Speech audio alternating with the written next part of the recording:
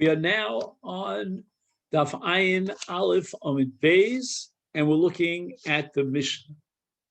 And we're getting into the nitty-gritty details of Big Day Kahuna. Let's just say by introduction that wearing Big Day Kahuna is a mitzvah saseh,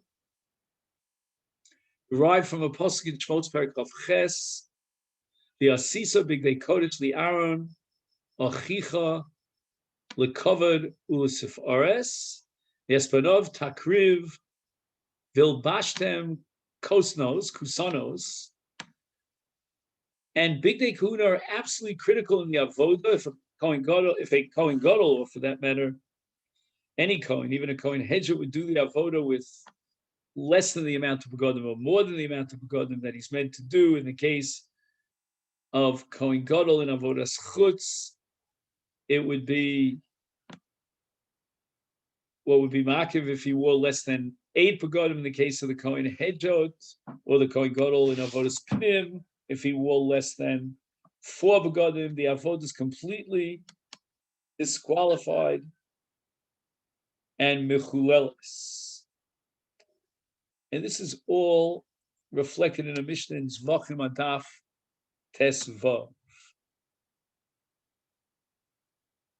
The Gemara in Zvachim Adaf Yud Ches says that if the Kohen Hedjot wears more than 4 begodim, let's say, for example, he wears 2 utonos, or in the case of a Kohen Hedjot who wears Big Day Kohen Gadol who wears more than 8 begodim, in all these cases, avodaso mechulel. So the Mishnah says, Kohen Gadol mishamesh b'shmona begodim, shmona kelim, v'hedjot v'arba.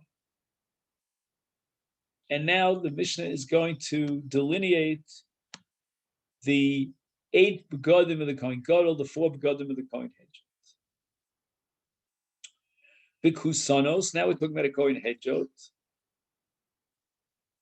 And kusanos are these tonics that it's called in Hebrew chaluk, which is right next to his flesh, mithnasayim, and mitznefes v'avneit. Now here in the Masechet, we have some nice diagrams. He has a diagram of the kutones, and again, it's a Maisa Oreg, Ariga Atzmo, Hisanasis Vitsurus Habega Bishlei Musa, and even the kutones, it says in the Torah, Ach Habeis Yad Shelo Hisa Mereges B'fnei Atzmo Hu Bersel B'tfil.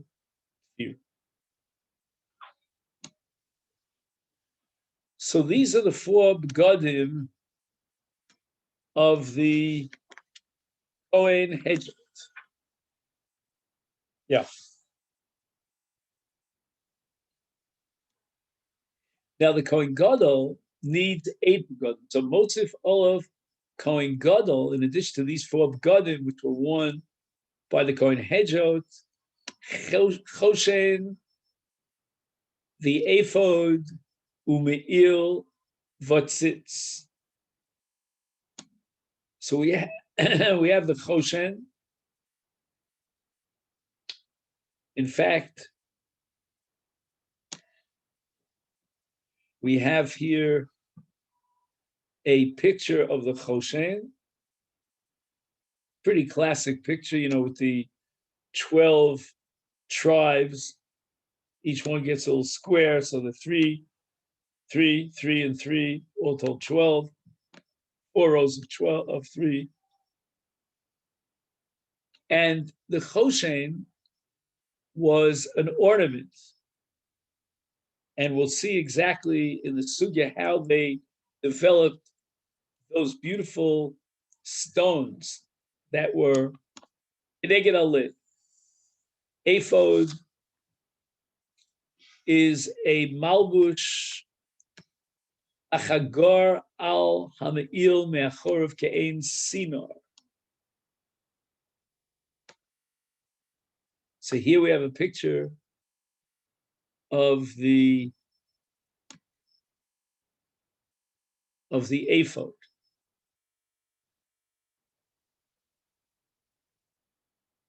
Now, the way I see this diagram, we're going to have to learn a lot more about the ephod.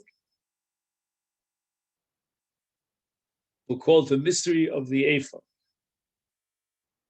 We go on to the eel. The eel is the outer garment. And tzitz. And we spoke in the past about the tzitz. It's a flattened piece of gold. And it's worn on the forehead with a width of 2 etzbos.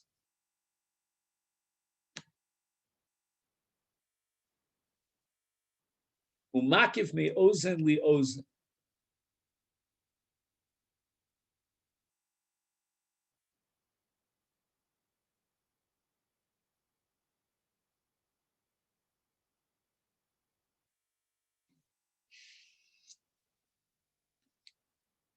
In other words, it wasn't that the tzitz was just, attached in the middle of his forehead, but rather tzitz was a utensil that surrounded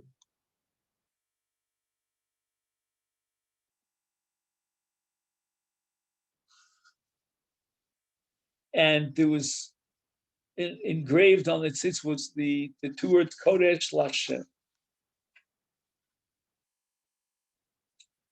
The Mishnah now explains at what point did the Kohen Gadol wear Bigdei Kahuna Gdola, even Shalom B'Shas Avodah.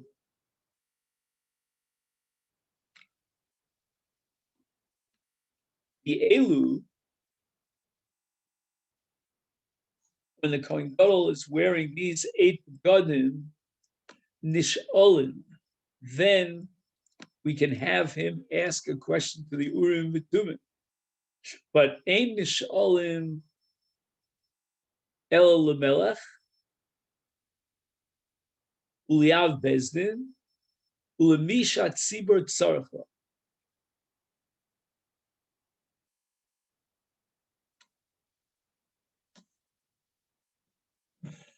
Now we can ask questions of the Urim V'Tumim, and not everyone can initiate or request this She'el Urim V'Tumim. It's got to be someone in the caliber of a Melech, or the Av Bezdin, or perhaps someone on whom the tzibur depends. And he writes here that Mashuach Milchama, which means the Kohen HaMemuna L'daber El Ha'am B'Shas Milchama, and they spoke about the Marocha, the great battle that had taken place, is again Mashuach, and he says, Ella L'melech Uliav Bezdin L'misha Tzibur Tzarcho, and that presumably is the Mashuach Milchama, the Kohen that's appointed to speak to the nation at the time of the bombs are flying.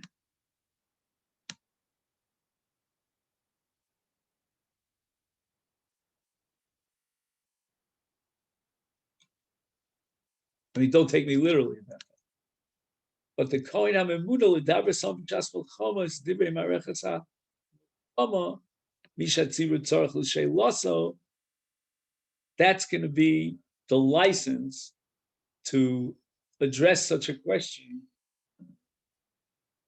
to the Urim V'Tumim.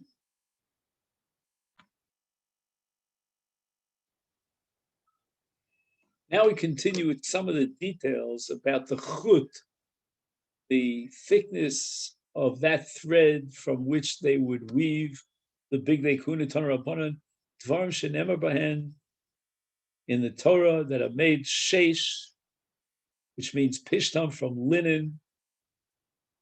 And it doesn't matter whether it's made purely from linen and only from linen, or it's made from other minim, which are added to linen. Chutan kafel shisha. Every single thread that would be used to make the big day kahuna. And again, as we emphasized before, it's either exclusively pishtan or pishtan. It's one of the 6 elements. It's got to be shazur. It's got to be intertwined with 6 chutim. But if it only says mashzar, and it doesn't say sheish mashzar,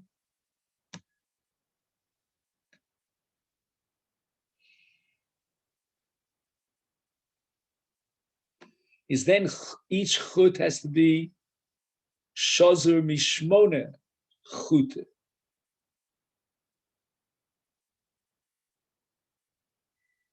It has to be made of 8 chut.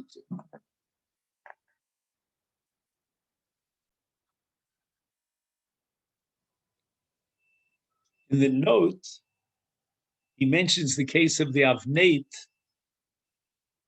which the Torah describes as being made of sheish, which means linen, tcheles, which is wool, argamon wool, tolashoni wool. 6 strands of linen was spun into a single thread. 6 strands of tcheles wool were spun into a single thread. And the same for argamon wool and tolashoni wool. These 4 threads were then braided together to produce a cord containing 24 strands.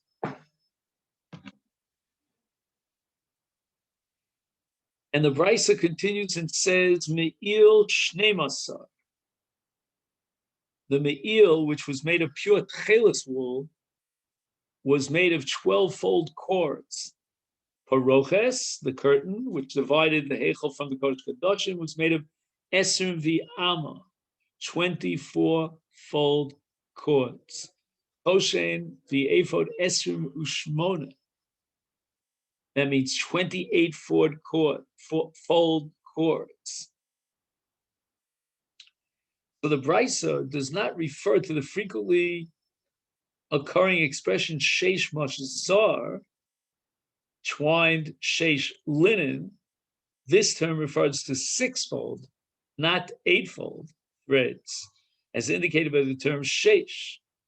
Rather, the Brisa refers to the woolen bells of the robe, which are made of 3 types of wool without any linen admixture, and which the Torah describes as mashzar, twined. Each of the 3 types of wool was spun into an 8-fold thread, and 3 threads were then braided together, yielding a cord with 24 strands.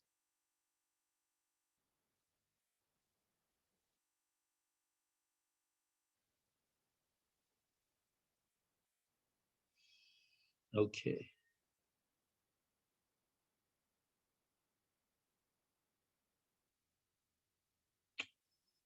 Again, we haven't yet explained what the sources are for all these rules. Choshen kafel shisha. Now the Gemara is going to analyze this brisa, and the Torah says that the choshen should be fashioned of shayish, which means that they had their threads spun 6-fold. Minolan. What is the basis? What is the origin from which we derive this from? The Yoma, and we're going back to the end of Sefer Shmos. Vayasu es hakutanos sheish V'yes hamitznefes sheish, v'espari hamigbos sheish, v'esmichnasei habad sheish. This is number one. The Torah is telling us black and white that we have to fashion of shayish with a spuns, thread spun sixfold. Mashza. They made the tunics of sheish, of linen, the turban of linen, which means sheish, and the adorning hats of linen, which is sheish, and the linen breeches of twined linen sheish. So the pasuk includes utonos, mitznafos, migbos,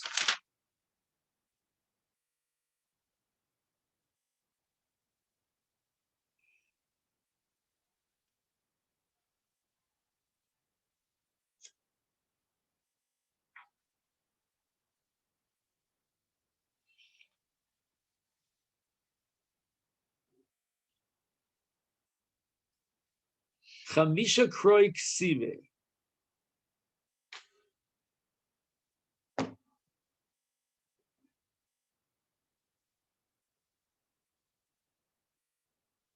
Five times in the course of these psukim does it say sheish.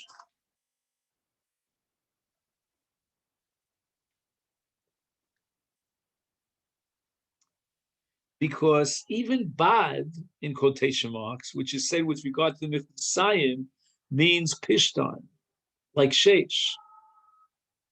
And it was enough that it would have said it once at the end. So therefore, we're going to darshan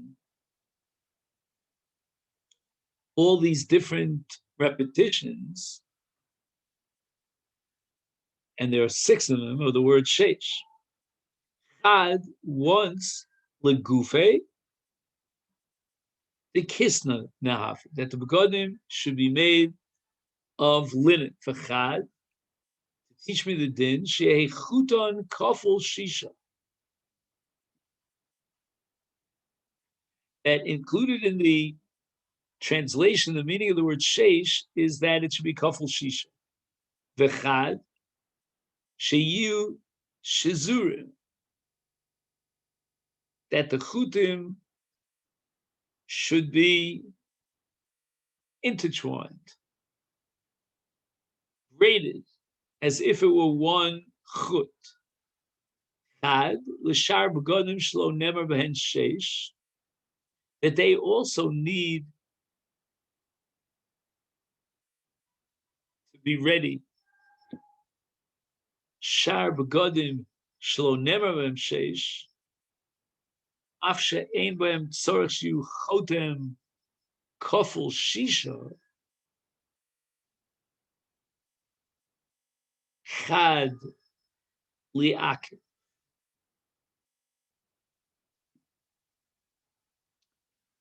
The last is to teach me that if he didn't do it exactly in this way, then the begodim are not ksherim lavod.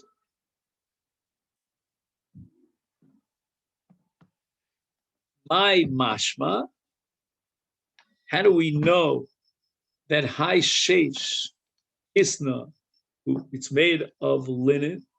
The Gemara says, Amar Rab Yossi, Rab Chanina di Amar Kra, with regard to the Michnasayim, it says, Ves Michnasei Abad Sheish Mashzor. Bad is Davar Ola Mina Karka. Bad.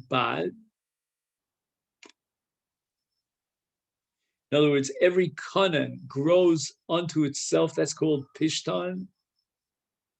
And it's not like other, let's say, ilanos, for example, that produce fruit on the trees that are very thin and the branches off in this direction or the other. but rather the konim atzmam yotzim min akarka. Umehem yotzim rak olin. Sive apishton somchin rak bikona hamtsoi.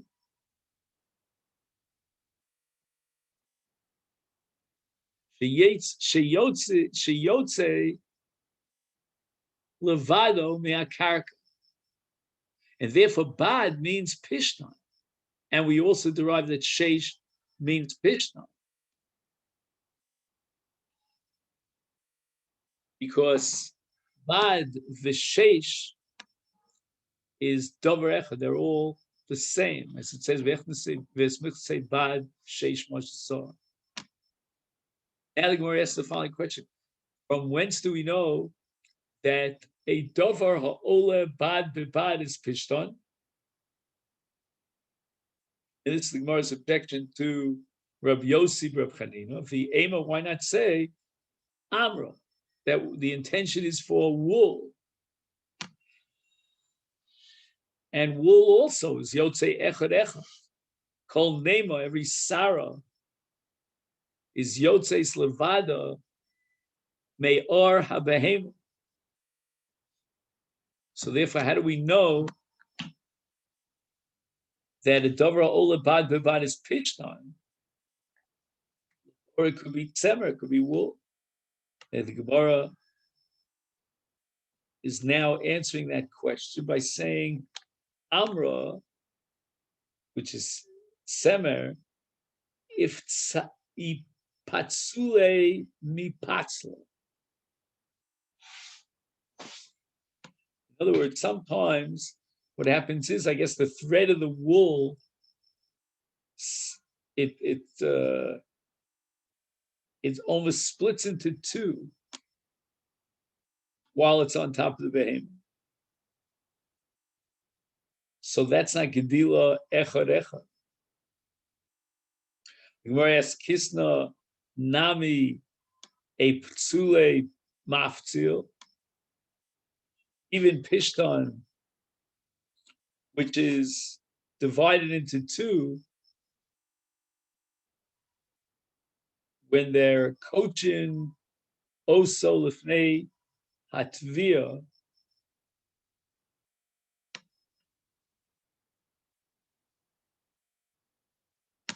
so the Gemara says kisna agav lekuse maftzil or miftzil.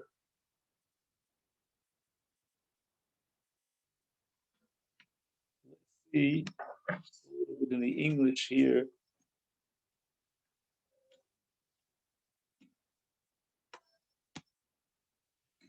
Perhaps we could say that bad means wool, which also grows from the animal singly in distinct fibers.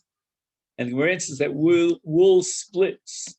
The wool fibers split naturally upon the animal. Thus, wool cannot be described as a fiber which is separate, because upon splitting, two half strands grow together from the same pore.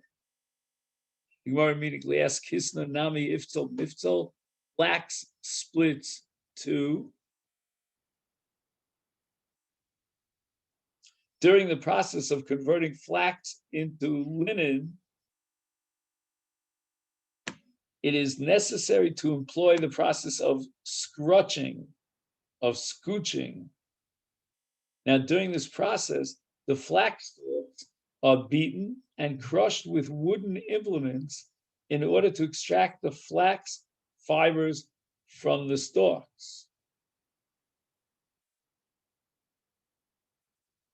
And this method causes flax fibers to split into many strands.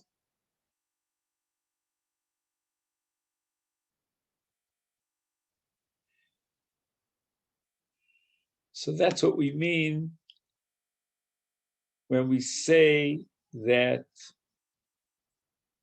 flax splits two. Kisna agav lekuse, this Gemara's answer, miftzal. Flax splits by means of beating. It doesn't split naturally like wool splits on the animal. It follows, therefore, that's pishtan, meaning linen, not wool, that's most aptly described as one of those fibers that grow singly, which is called bad.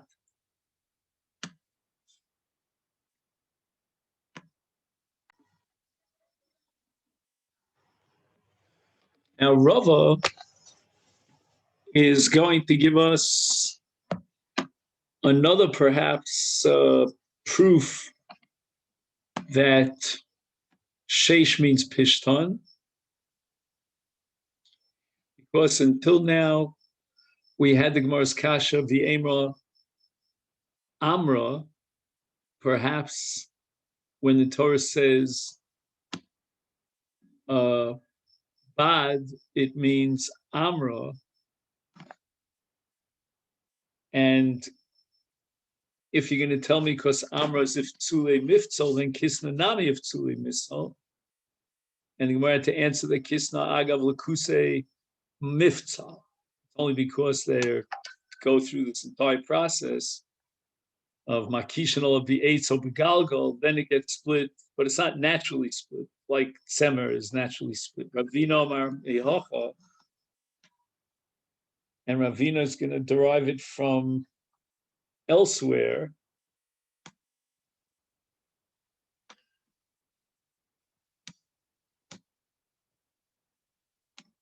And how do we know that Sheish is Pishtan? Because in a pasuk in Yechezkel, in a parak that deals, the Novi deals with Dinei Kahuna, it says, Pare Pishtim, you al Rosham, say Pishtim, you al Masnehem. Now, Pare are these migbos, the hats, as it says, Ves Pare al migbos Sheish. And from the fact that the Torah says that the migbos were made of sheish, and in Yechezkel it's explicit that they were made of pishtan, the means, therefore the sheish is pishtan. Amalei Rav Ashi turns to Ravini, says, I have a question for you.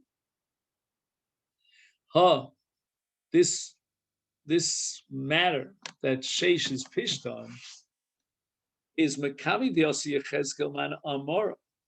Before Yechezkel Hanavi came to the scene and taught it us, who said it? In other words, how did they know this secret that's not written in the Torah? So Ravina goes back now and asks on Rav Ashi, according to your understanding, that from this derivation, for this limud, that's only from the pasuk in Yechezkel, is how you can explain Mandiyomar of Chizda, Dover Zeh, that which we derived in a Sugin Zvachim Tesvav, that the Kohen who's an Orel is possibly Avoda Mitoras Moshe Rabbeinu Lo Lamadnu. In other words, this din is not in the Torah, but Mitoras Midivrei Yechezkel Ben Buzi Lo Lamadnu, where Yechezkel in Perek Mem Dal it says Kol Ben Nechar Erel Levi Erel Basa Lo Yovo El Migdoshai El Migdoshi, a Kohen that went off the derech, so to speak, mistakru ma'isa levim shabashamayim, or a Kohen Orel who did not circumcise himself. These are not Kohanim or Ksherim. They are not qualified for the avoda in the Beis Hamikdash. Here also, ask yourself the same question you asked me. Hamakami diyosi yechezkel man amora. How did they know that an Orel was possible, was disqualified for avoda until Yechezkel came along? Ella, you must say that what Rav Chizda had in mind was Gemara Kbir lot. This is a Kabbalah of Halach L'Moshe Sinai, and Asa Yechezkel v'Asmechei Akroi. Yechezkel came and attached it to a pasuk. He's masmechet to a pasuk. Hachinami here too, as far as what I said that from the pasuk Yechezkel we derive that sheish means pishtan.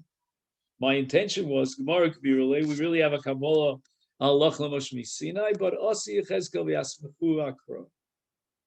Now the Brisa told us that whenever it says machzar, it means a chut kafel shmon.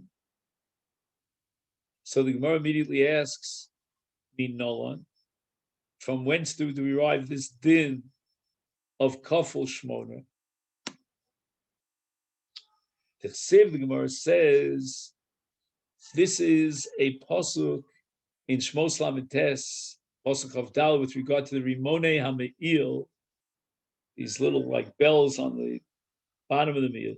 Vayasu al Shulei HaMe'il Rimone Tcheles V'Argamon V'Salashani Mashzar V'Yolif, and we're going to derive from Gzeres Shava Mashzar Mi Parochas. In the case of the paroches, it says v'asisa paroches tcheles v'argomon v'salas shani v'sheish mashzon malahalan. Just like in the case of the paroches, every chut was shazur esrim v'arba chutim, from 24 chutim, and these chutim were made of 4 minim. That's cheles, argomon, tolas, shani v'sheish. And the chutim of each min are, or is, shezurin mishisha chutim.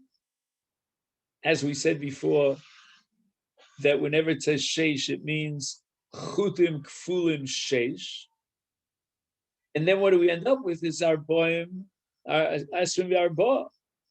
It's here too in the case of Rimoni HaMe'il, each chut is shazur esrim v'arba chutim. Now the Rimonim were made only of 3 minim: tcheles, argomon, v'salas shani. The havikol chad v'chad money. Every single category, every single min was shazur from 8 chutim.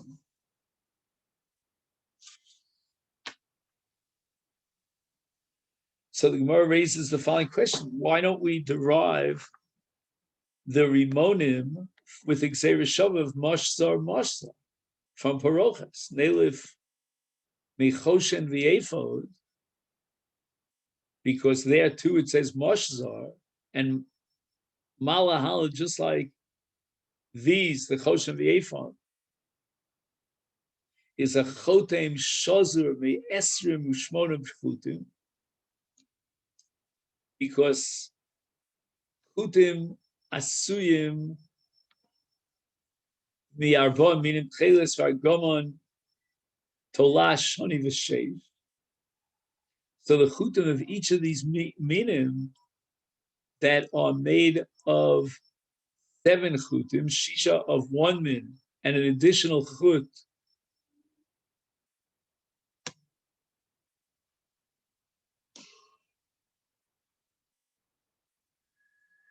shel zav, is afkan in Rimone HaMe'il. There should be a chotem shazur me'esrim u'shmona chutim.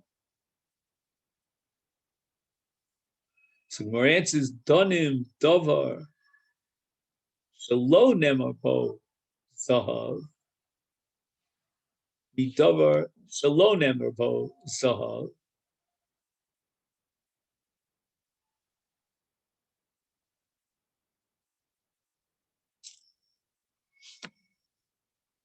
Afuk choshen v'efod shenemer bahen zahav.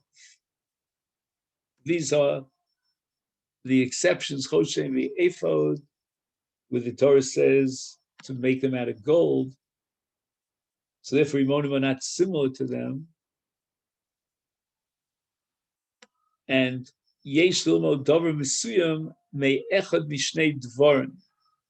Is yesh l'ilmo ben adavar shu yoser domila.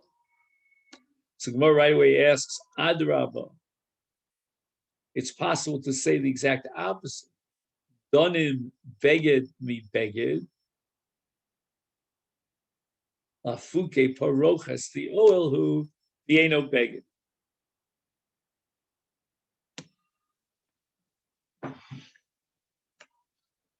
So the Gemara asks the following kasha.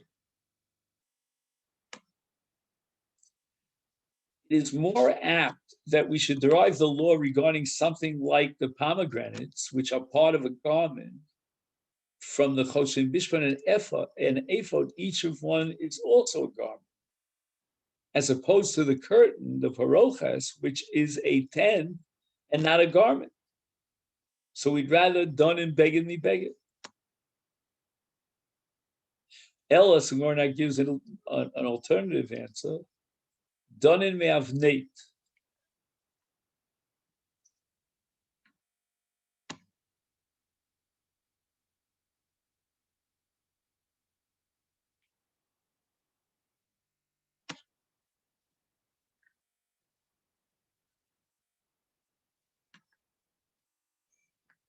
Yeah.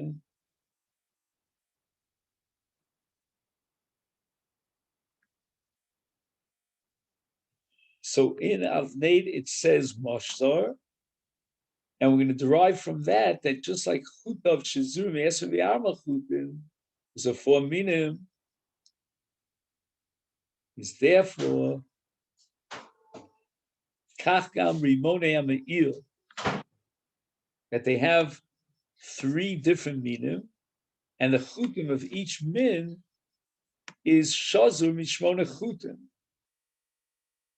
V'Donim Rimonei Me'il, which is a beged that has a davar shenemer bo shalom nemer bo zov me'avnei, which is also beged shalom nemer bo zov. The ein donim davar she'ein bo zov mi davar sheyesh bo zov.